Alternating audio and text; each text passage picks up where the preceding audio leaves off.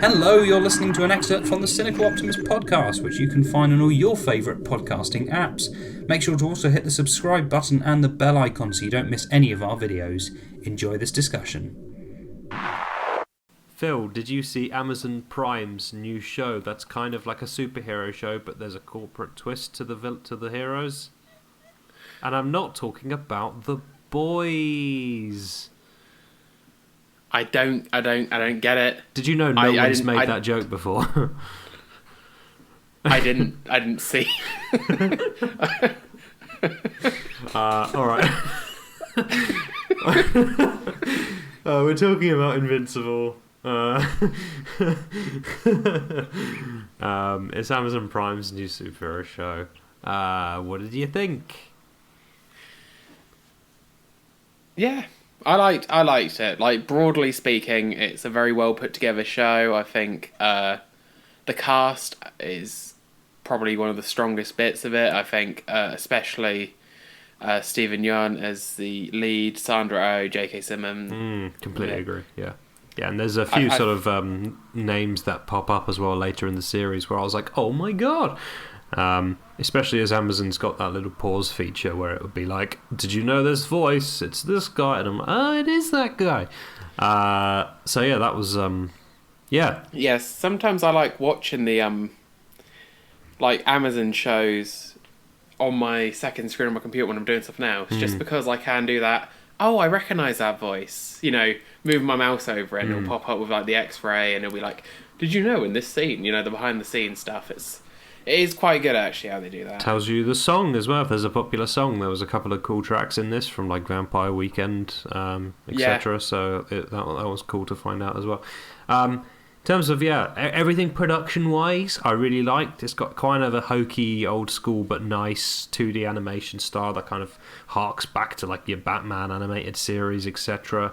Very sort of old school but intentional animation, and I say intentional because I think that really does lean into the sort of their Guardians of the Globe, Justice League kind of riff, which I definitely think some episodes you could notice that more though. Like some episodes definitely could have done with a little bit more animation. Yeah, I do get like that. There's certain bits where there's like an entire 10-second shot which is just a motion tween. It's just a very nice. It's all very nicely done. The artwork is great. And obviously, I don't want to put down the animators. Yeah. They probably did work hard on this, but it is just literally like Invincible, just be like moving in the same pose across the screen, very slowly. Yeah, I did notice. Yeah, but yeah, I mean, it didn't bother me too much because I think like the soundtrack and the cast and everything did sell it for me enough. Yeah, and it's nice and bright and saturated as well. Do you want to do any non-spoiler stuff for this? The problem with this is that it entirely revolves around the twist. That you can only really talk about the first episode without doing spoilers. Yeah. But the first episode is your standard kid discovers he's got powers story. And then the big twist, which the rest of the series kind of hinges around, or at least one plot line every episode kind of hinges around, is what happens at the end of the first episode. So we'll say it's good. Go watch it. Go take a look if you want to see. If you're absolutely sick to death of superhero stuff, watch this instead of, I don't know, Venom. I did actually. I can talk just briefly about overall the cast. I loved. I thought the music choices were really good. Animation we spoke about briefly already. I did think it kind of went like a V shape in terms of this series, and that like I watched the first couple of episodes. I watched the first 3 episodes, and it kind of like drowned me out a little bit for certain reasons, which we'll get into. But then I sort of picked it up again, and I was like, this is getting a little bit better. Then it went down again, and then right at the end, I thought it did end on a really strong episode. So it's only 8 episodes, but they're an hour each. If you've got time for that, do it. If you don't have time for that, you're not missing like the best series ever made. But there are some really cool bits in it that I think you will enjoy. Yeah, I think that's a very good summary. But if you don't want spoilers, you can look in the description. Fuck off. No, don't. No, I'm joking. Look in the text below to see when you can skip to the next bit. But we're going to go into spoilers in 5, 4, 3, 2, 1. Can you believe that Andrew Garfield shows up as Spider-Man in this? I was waiting for your fake out spoiler. I was wondering what it's going to be, and you did not disappoint. Thank you. That's quite all right. So yeah, the big twist here is kind of Mark's dad, Omni-Man, who's basically the Superman of this series, is a bad guy. It actually was an effective twist for me, because I didn't see none of the marketing revolved around this at all. You obviously watch the trailer to The Boys, and it's like you see Homelander being like, I can do whatever the fuck I want, and you see a lot of that in the trailer and all the marketing. This, even in its animation style, in the fact that it's very sort of wholesome and like 2D and like old Justice League kind of style, and they build up all the Guardians of the Globe characters to be really like good characters in themselves, and it didn't just feel like a flat Justice League knockoff. Like, I felt like they were good characters, and then in a post-credit scene they kill them all. This is something that I was like, this episode's surely not over, because the first episode the credits start with like 15 minutes left in the runtime or something like that, with something crazy, and I'm like, okay, so this clearly isn't the end. And then, well, I think most episodes have like something post-credits that you need to stick around for. But unlike being a Marvel thing where they put them right at the end of the credits, it usually does the first 3 credits cards and then does like the rest afterwards. So, and also because it's obviously Amazon who do all the stuff, it doesn't start obviously loading up the next episode or something. So there's something still to watch. Yeah. Because Amazon give you like a second to do that normally, which is way too short. But anyway, carry on. Yeah, the wheel just goes whoop, and you're on to the next one. Like, oh, I didn't want to do that. Yeah.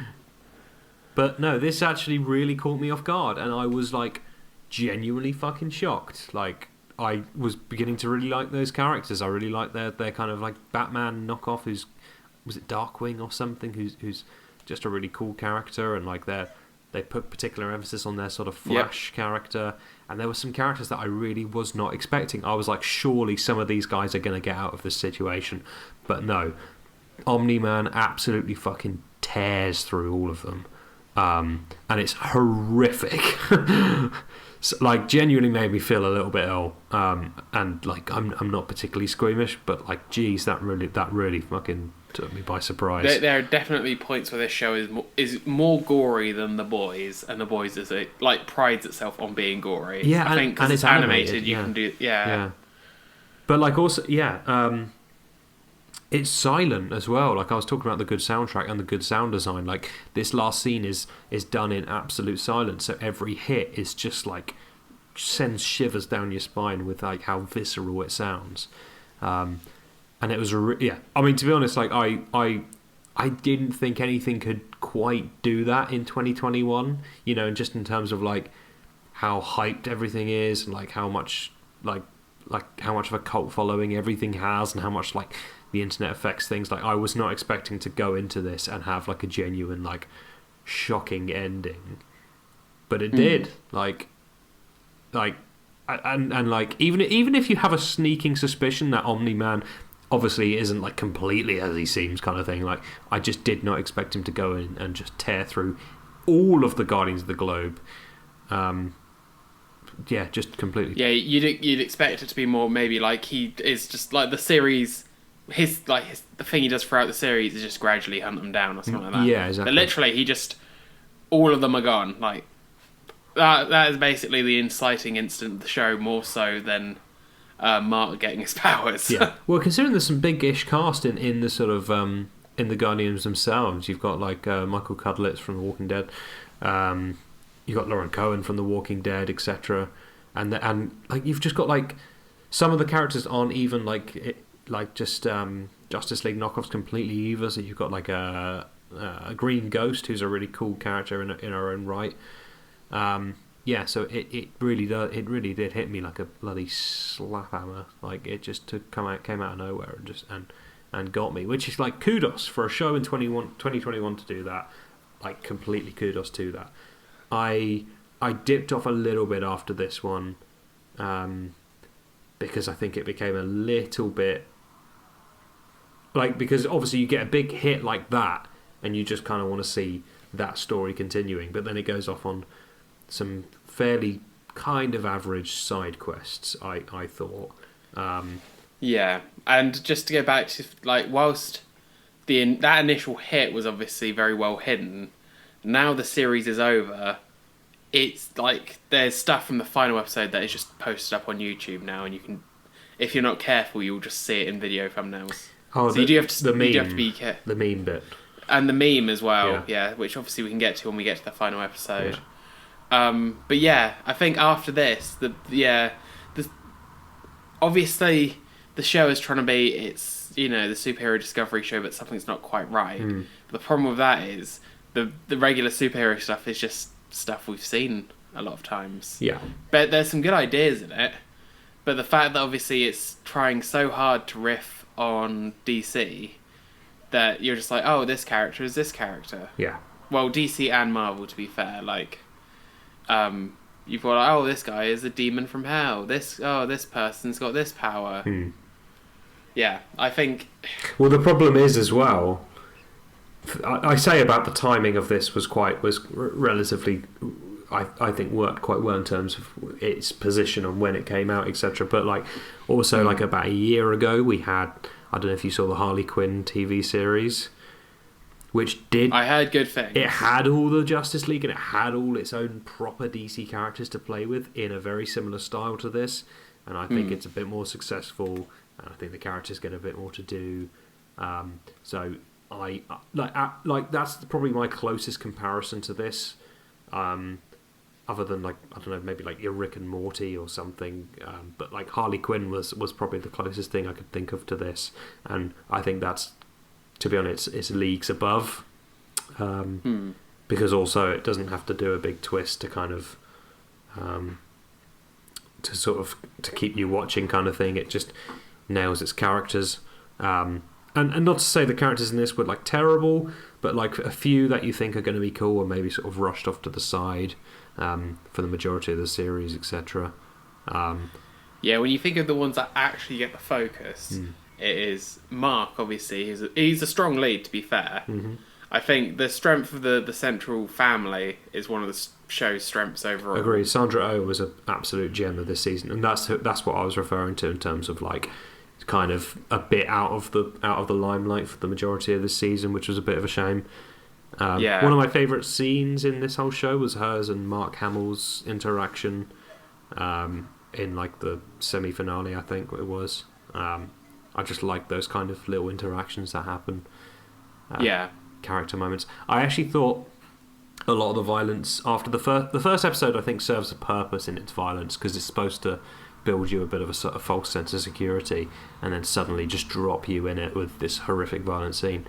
Whereas I think the rest of the series touched on gratuitous for me, like in a little bit of torture porn for me, like from my point of view, in terms of I don't think you necessarily needed to always beat this character to a pulp and have eyes bulging out and this kind of thing. I was like, this is just a little bit like I'm not enjoying watching this.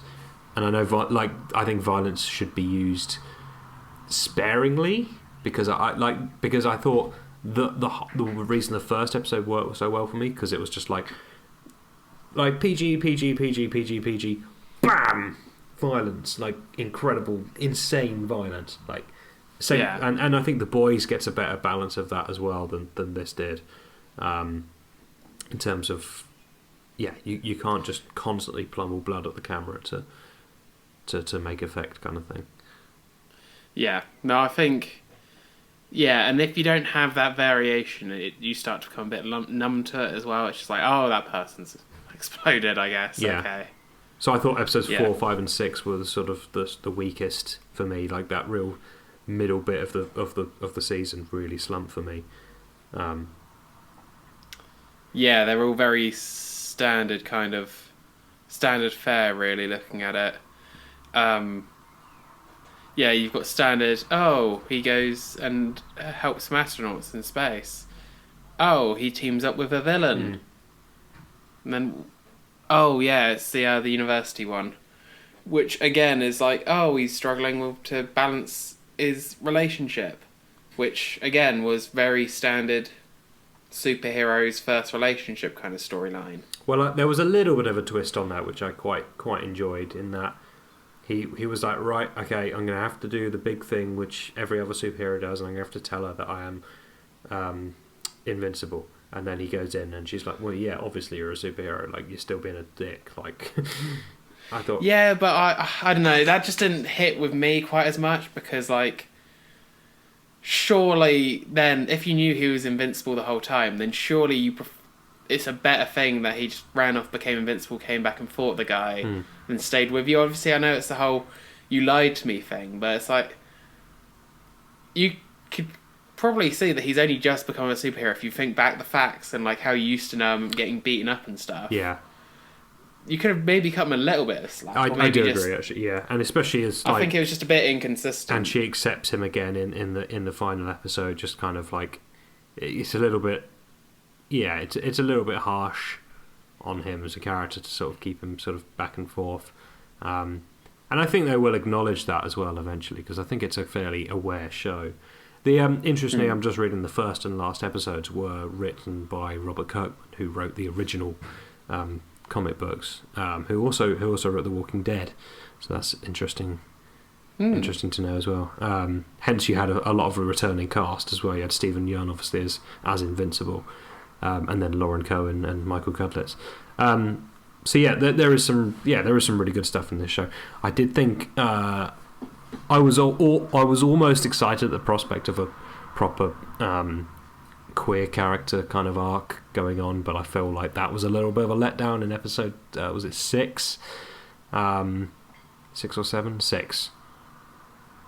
Yeah, 6 was when he goes to visit what's obviously implied to be like maybe not his boyfriend, but somebody that he's crushing on hard and wants to try and maybe start something with. Yeah, but as seems to be kind of the norm with a lot of queer storylines, one of it always ends in some sort of tragedy and quite more often than not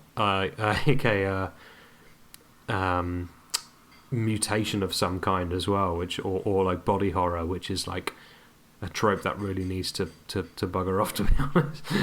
And also it's like it pays a lot of lip service to it as it is literally the ultimate out of everything the show does. The one thing it does tell not show is the gay relationship. Yeah, exactly. Yeah. Everything else it's quite happy to show you. Yeah. When it's like, oh, we met by the lake, and you know, yeah.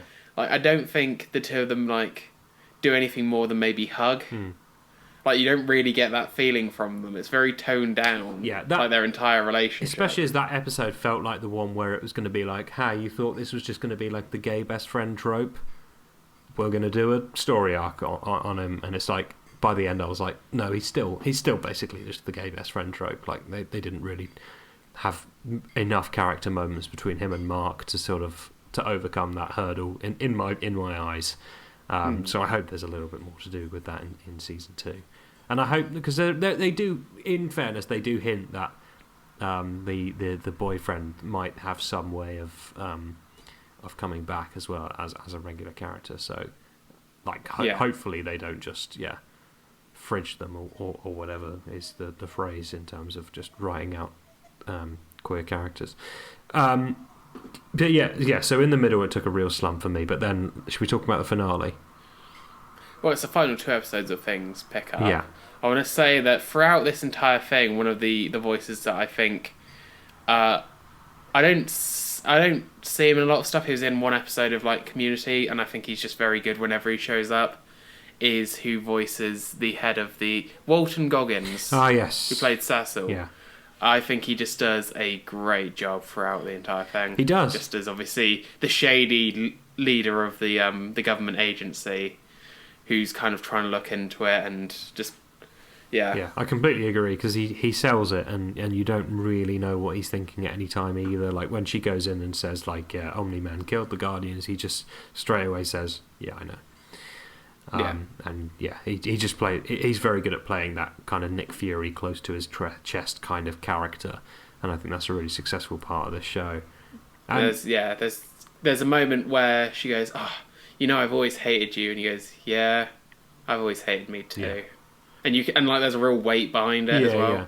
And which is Walton Goggins does a fantastic job because he's quite often played as kind of like the comedy character as well. He's obviously in Ant-Man and the Wasp as that kind of comedy character, and he does a really good job in this. I thought these last 2 episodes really got me back on board. I actually really enjoyed them. I thought the finale was, I didn't think it would be able to pull off like a entire, but again that's kudos to Robert Kirkman stepping in to actually write the first and last episodes, because he came back to write the finale, and he does get away with having an almost entire episode revolve around a fight scene, which that is an almost impossible thing to pull off. Like that's impressive. I did think when episode 7 ended with like, we need to talk. When it ended with that confrontation, I was like, how is episode 8 going to stretch this out for like an entire thing without it feeling really like drawn out and over the top as well? They do it, and like the characters are consistent through it, and obviously you've got Omni-Man who is just slapping away at any counter attack like with complete ease, and there's just no way he's gonna be able to defeat him, and you can see that. And then there's just like a line that hits very powerfully from Mark where Omni-Man, and interestingly, it hasn't really been covered in this particular way before, because there's been a lot of stuff. We've had your frickin' Homelander and your Superman and your sort of evil Superman and your like all these characters that you always get the same sort of story, which is just like, you're a god, what are you gonna do when all the people you love die, kind of thing. And that's put to Mark by Omni-Man, and Mark just replies, "I'll still love you, Dad." And Stephen Yeun and J.K. Simmons just fucking nail it, like in that performance, and I believe both of them. And that sort of closing monologue where Omni-Man's really just annoyed at how Mark has managed to sort of like get through to him. I just thought, and it's had all those memes obviously about it, but like that was a really good scene. I enjoy it an awful lot. It is a real trouble when a meme comes from like a big moment at the end of the series, because if you see those memes around, it does ruin the entire series. It's also it ruins inaccurate. Like a lot of the you know exactly how the show is going to play out once you've seen that. And it's a great shame because it is a funny meme, but it is like I'm trying to think of like something that's, what's an old enough twist that it won't get us. Luke, I am your father. Yeah, it'd be like after Empire came out, everyone is redrawing images from shows in that Darth Vader pose with the arm out. And it's like some harsh truth, and the other person going, "No!" It would ruin. yeah, exactly. Yeah. But I think it's interesting. I think that's where this show sets itself apart from the regular, it's Superman but evil kind of thing. Is kind of the father-son dynamic, and it's going to be very interesting see where that picks up, because obviously I think they've done a good job in terms of like I was like, okay, now they've kind of concluded the Omni-Man twist, like where do they go next? But I think they've done quite a good job of setting it up actually, of like, he's gone, we don't really know what Omni-Man's thinking at this point. And there are more from his planet as well out there, Viltrum. There are more Viltrumites out there, so like we know that's looming in the background somewhere. So and I kind of hope they hold off on that until like season 3 or something. I hope in the next season we get sort of another storyline of some kind, but I hope they. To me, the most engaging bubbles away in the background. That's going to be the most engaging way of me sort of. Coming back to it is if they sort of they don't just jump into that and bring the Viltrumites back on, because that's now their big villain at the end of the day. And like, I haven't read the comics, but like, to a certain extent I think we could probably work out that eventually Omni-Man might turn on the Viltrumites. Like, I don't know, this is complete speculation, by the way, I'm not spoiling anything. That's the way I think it will probably go, but like, knowing this show, who knows what's going to happen, and that's quite an enticing prospect. I mean, it'll be interesting to see how it plays out, because in the meantime you've got obviously this harsh reality for Invincible that literally he got Pummeled. absolutely pummeled by Omni-Man. If somebody of Omni-Man of similar caliber comes back, they are screwed. Because Earth also exhausted basically all of its different tactics to do with Omni-Man, and none of them really did much. Like, they had massive satellites blowing them, you know. Yeah. The closest thing was obviously those weird, like, cyborgs. Oh, basically. yeah, that was Ezra Miller. That was one of the big cameos I was going to talk about. Ezra Miller was the... Yeah. Well, and, it was Ezra Miller kidnapping Justin Roiland. Justin Roiland having maybe one of the most easily recognisable voices at the moment in animated shows. It's just Morty. Yeah. Well, and he was doing like beer burps as well, so it was a bit of a Morty Rick combination. But yeah, I'm coming back for the next season. I didn't think I would, because the middle really kind of sunk me down a little bit, but like I think they need to develop their side characters if the show is going to last. Completely agree. Yeah. Because I think Invincible, Stephen Yeun, no notes. Mm-hmm. You nailed it. I think that's a really endearing plot. He's got a lot of stuff that he can do already, and there's a lot of stuff they can give him to do that's quite interesting. But like you say, flesh out the non-superhero characters a bit more, because they kind of felt like a bit token. They didn't really... They were a bit inconsistent. They didn't really get much to do besides just feed his plot. They were just... That's why I think... They were just feeding the emotion that needed to be at the time to feed his story arc. They didn't really come across as real characters. Exactly, and that's why I think they should shift out that Omni-Man storyline and the Viltrumite storyline completely and give everyone else a bit of a chance to shine. And then, I honestly wouldn't mind if the Viltrumites didn't turn up at all until season 3. It was just a looming thing. Yeah, me too, completely. As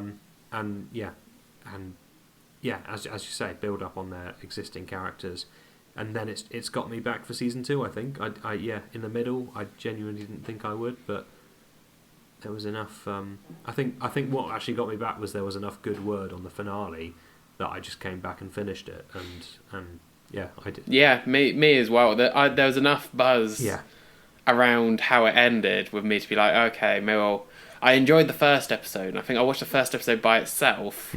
And then it was 7 more episodes in a row, which kind of makes me think if I'd actually been watching this as it released, like the first 3 episodes all released at once, and then it was weekly after that, I honestly don't think I would have watched it weekly. I agree. Yeah. I think next season I know obviously streaming shows do the weekly thing sometimes. I honestly think the next season might be better suited to be released all at once. Yeah, I agree. I can understand why they do it this way, but yeah, that's just my view. Or just make it so there is stuff in every episode that's like, oh god, I need to watch next week. Yeah. Which definitely some shows can pull off. Yeah. But that's Invincible. That is Invincible. Pretty good show. Agreed.